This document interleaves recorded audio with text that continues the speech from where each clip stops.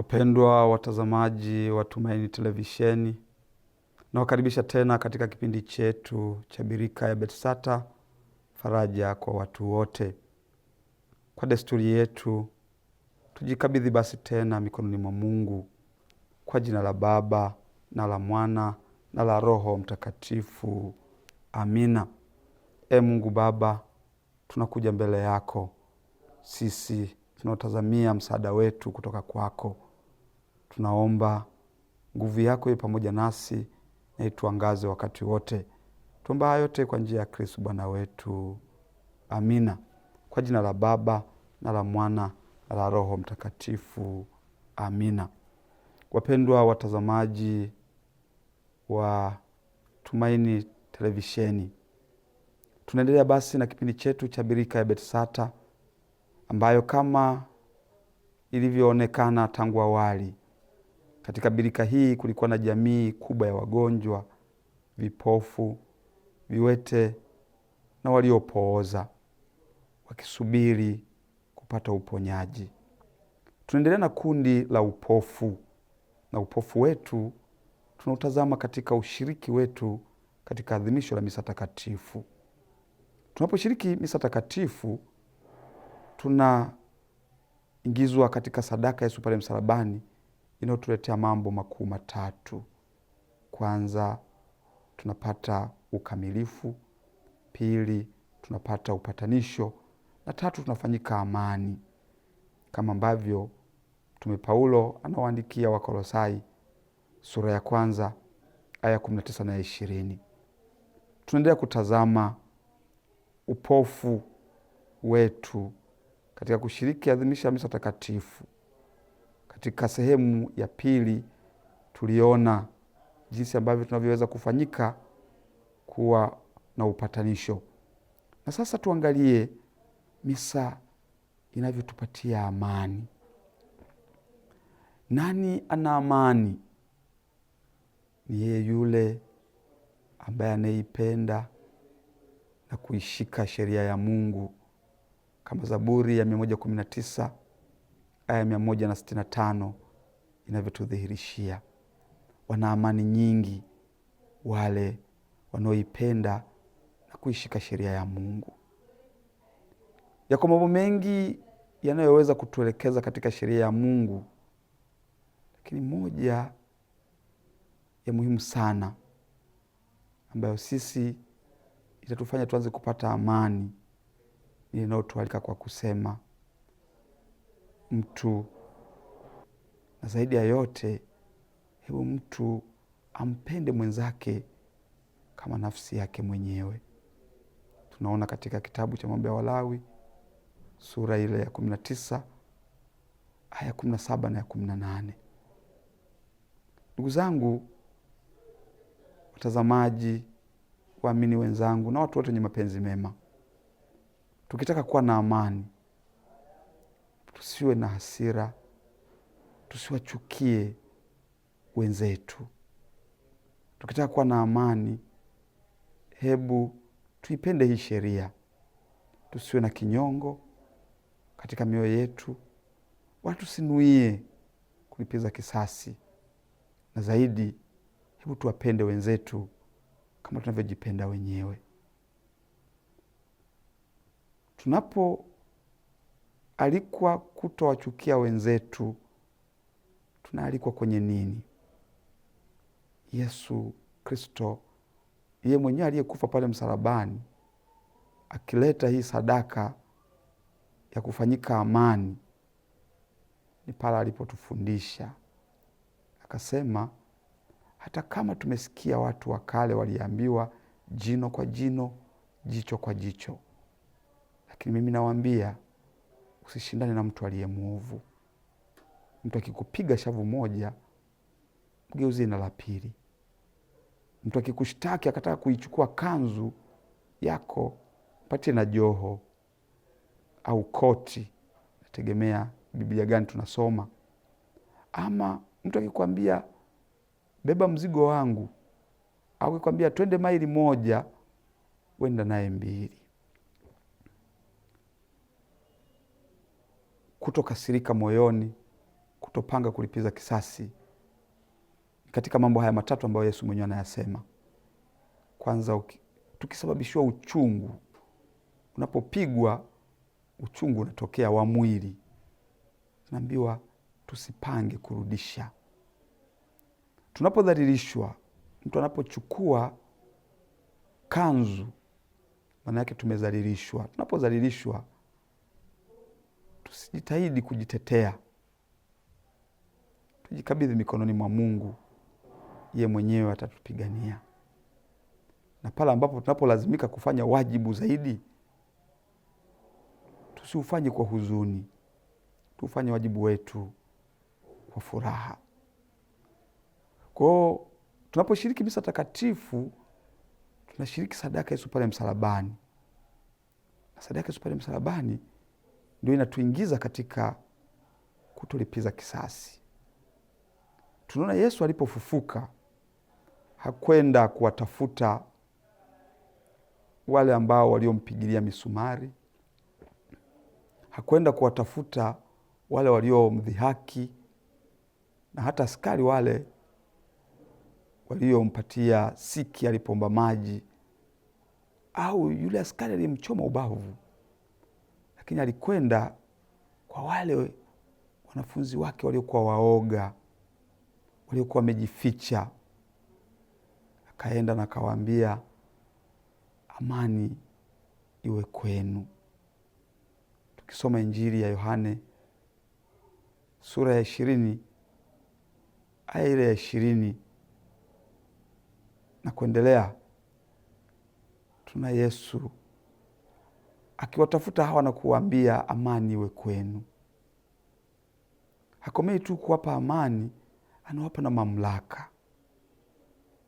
Sisi tunaposhiriki misa takatifu, hatuishii tu kuwa na amani. Tunapoanza kutopanga kulipiza kisasi, tunapata na mamlaka ya kuondoa dhambi na kufunga dhambi. Ndugu zangu, sheria hii ya Mungu inatuambia hivyo, tusiwachukie wenzetu moyoni mwetu, wala tusiweze kupanga kulipiza kisasi. Kwa maana hiyo, Yesu mwenyewe ambaye ameonyesha kwamba baada ya kufa, alipofufuka, hakuwatafuta wale waliomsababishia uchungu, alienda kwa wale walioingiwa na hofu kwa kifo chake. Sisi nasi tusifuate uchungu tunaoupata, badala yake tuangalie faida tunaoipata tukiachana na uchungu. Na hapo ndipo tunaporudishwa kwenye msamaha, kwamba kwa kuachana na kwa kushinda uchungu tunaweza kusamehe, na tukisamehe tunasamehewa, sala zetu zinapata nguvu, lakini pia sadaka zetu zinakuwa na kibali. Lakini zaidi ya yote, sheria ya Mungu inasema mpende jirani yako kama unavyojipenda mwenyewe. Kupenda kunaweza kuwa na maana tofauti tofauti. Inaweza kuwa kupenda kwa maana ya mvuto, kama ambavyo watu wanapenda chakula, wanapenda mavazi, mitindo, fedha na vitu vingine, mvuto. Lakini tukapenda kwa sababu ya wajibu. Mzazi anapenda mtoto wake kwa sababu ni wajibu, na asipotimiza wajibu basi. Lakini kuna upendo ule, upendo wa kimungu, upendo wa agape, wa kukubali mateso, kukubali kulika. Ndivyo ambavyo anavyotuambia Paulo kuandika waraka wake wa kwanza kwa Wakorinto sura ya 13 aya 4 mpaka ile ya 7. Lakini hasa ile aya ya 7 anaposema upendo huvumilia yote, upendo huamini yote, upendo hutumaini yote, upendo hustahimili yote.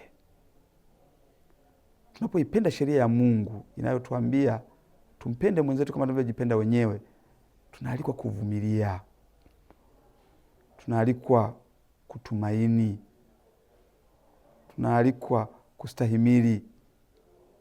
Haya yote yanayotupa amani. Na hatuwezi kuipata hii amani kama hatujashiriki sadaka ya Yesu pale msalabani. Na sadaka ya Yesu pale msalabani tunaishiriki tunapofanya adhimisho la misa. Kwa hiyo mimi ama mtu mwingine yoyote anapochechemea katika kushiriki sadaka ya misa takatifu, anapochechemea au kupuuza kushiriki adhimisho la misa takatifu, au tunaposhiriki lakini hatushiriki kwa uchaji na kwa nia njema, tumejifungia nafasi yetu hii ya kuipenda sheria ya Mungu, ambayo tusimchukie mwenzetu, na zaidi tumpende kama tunavyojipenda wenyewe. Kwa maana gani?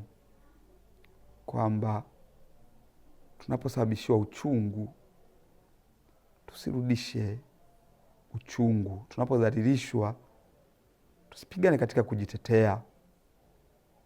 Tuna matumaini tu anayetutetea atatutetea. Lakini zaidi pale ambapo tunapolazimika kutimiza wajibu, tutimize kwa furaha. Kwa kufanya hivyo tunafanyika amani. Na zaidi, kumbe tunapaswa kuvumilia yote, tunapaswa kuamini yote, tunapaswa kutumaini yote, tunapaswa kustahimili yote. Huu unakuwa wito mkubwa wa kufanyika amani. Yesu hata baada ya kubaini mateso makali alinuia kustahimili, hata akasema, basi mapenzi yako Baba yatimizwe, ingawaje ningetamani niokolewe na kikombe hiki. Alijikabidhi, akataka sisi sote tuweze kushiriki katika kuvumilia yote, na huo ndio upendo. Lakini kuamini ni kuwa na uhakika wa mambo tunayotarajia na kuyaona yale yasiyoonekana, kama tunavyoona katika waraka kwa Waebrania sura ya 11 aya ya 1. Hebu tuone kile ambacho wengine hawakioni. Hebu tuitumainie kesho yetu kama zawadi inayotoka kwa Mungu. Lakini kuna mahangaiko ya hapa na pale, kuna magonjwa, maudhi, hamu yetu ya kufikia vitu ambavyo tunavyovitamani. Haya yote tunahitaji kuwa na ustahimilivu, na upendo unatutaka tustahimili yote. Wapendwa watazamaji, waamini wenzangu, na watu wote wenye mapenzi mema, upofu wetu umetunyima fursa ya pekee ambayo ni kufanyika amani, kuipenda na kuishika sheria ya Mungu inayotutaka tusiwachukie wenzetu, wala tusipange kulipiza chochote, na zaidi tuwapende wenzetu kama tunavyojipenda wenyewe. Kwa kufanya hivyo, kumbe basi tunajisogezea faida zote za msamaha, lakini zaidi tunaweza kuyavumilia yale yote tunayotazamia, tunaamini yote, na tunaweza kuvumilia yote. Tumsifu Yesu Kristo. Tafakari ya leo imeletwa kwenu nami Padre Josefu Mashauri Lukuba, padre wa shirika la watumishi wa wagonjwa ama Wakamiliani, na hudumu Jimbo Kuu la Dar es Salaam, Parokia Mtakatifu Kamili Yombo Kiwalani. Mungu atubariki sote. Kwa jina la Baba na la Mwana na la Roho Mtakatifu. Amina.